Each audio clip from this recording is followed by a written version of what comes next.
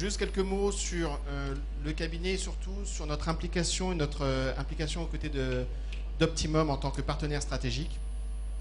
Kurth & Mohn est un cabinet de conseil en stratégie et management des organisations qui est le fruit de la fusion entre deux cabinets, Ineum Consulting et Kurth & Mohn Associates. Et donc, l'objet qui m'a été demandé de traiter par Jalal, c'est les enjeux du sponsoring sportif ou des nouvelles transformations. Je crois qu'en matière de sport, il faut garder à l'esprit que le sport n'échappe pas à la règle de l'offre et de la demande. C'est la rencontre d'une offre et d'une demande. Si on regarde l'aspect du sport, il y a l'offre étatique, entre guillemets, ou l'offre publique et l'offre privée.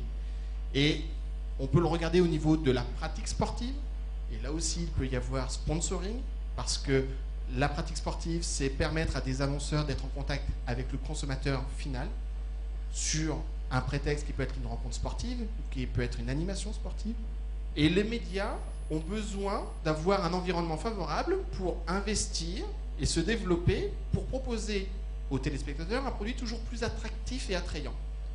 Et c'est pour ça que même en situation de monopole, ou de quasi-monopole comme en Angleterre, le diffuseur anglais est toujours prêt à mettre encore plus d'argent parce que le spectacle qu'il propose à ses abonnés, et pas des adhérents, des clients qui achètent, est toujours plus attractif, attrayant, et les gens, les consommateurs, sont toujours prêts à mettre encore plus. La taille de marché devient du coup mécaniquement nationale, voire internationale, parce qu'il y a des images qui sont produites, et ces images peuvent être reprises partout dans le monde.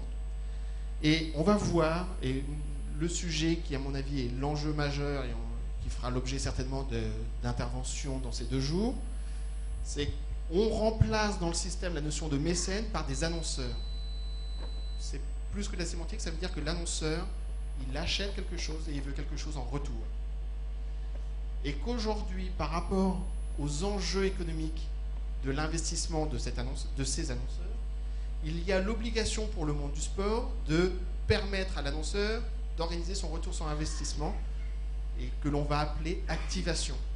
Il ne suffit plus, entre guillemets, de permettre à l'annonceur d'être exposé, mais il faut l'aider à rentrer en relation avec le public, à activer cette relation. En revanche, mes charges, elles sont dépendantes de mon nombre de talents et du salaire que je leur donne. Et d'une façon générale, dans le sport professionnel, on se rend compte que pour le chiffre d'affaires généré d'un club, 60 à 70% de ce chiffre d'affaires va à la masse salariale. Donc c'est la charge principale. Et cette charge-là, elle est relativement constante. Plus j'ai de joueurs, plus j'ai de salaire, plus j'ai de charge. Alors qu'à un moment donné, mes recettes peuvent être capées. Ça veut dire quoi? Ça veut dire que quand j'ai une dynamique publique, d'une façon générale, je vais avoir une dynamique annonceur, investissement des entreprises. Et donc c'est bien là, le moteur du système, c'est le public. Évidemment, dans les autres transformations, dans les autres enjeux que présenteront certainement des experts dans ces 2 jours, il y a des sujets sur le naming, la dénomination commerciale d'un stade, d'une infrastructure. C'est une façon aussi de proposer un retour sur investissement. Les médias ont un rôle très important par rapport à ça. C'est-à-dire qu'il faut qu'ils jouent le jeu de citer et de valoriser l'annonceur. Les réseaux sociaux, c'est un des enjeux majeurs du sport parce que le sport est un véhicule ou un canal de distribution ou de mise en relation colossal. Le sponsoring citoyen, évidemment, si on parle de transfert d'image, pour les annonceurs, c'est très important de ne pas rester uniquement sur l'image du sport pro et d'aller et de redescendre. Mais là aussi, bonne nouvelle pour les structures de formation de futurs cadres dans le management du sport. Bonne nouvelle donc sur les sujets de ressources. Il y a beaucoup à faire en la matière.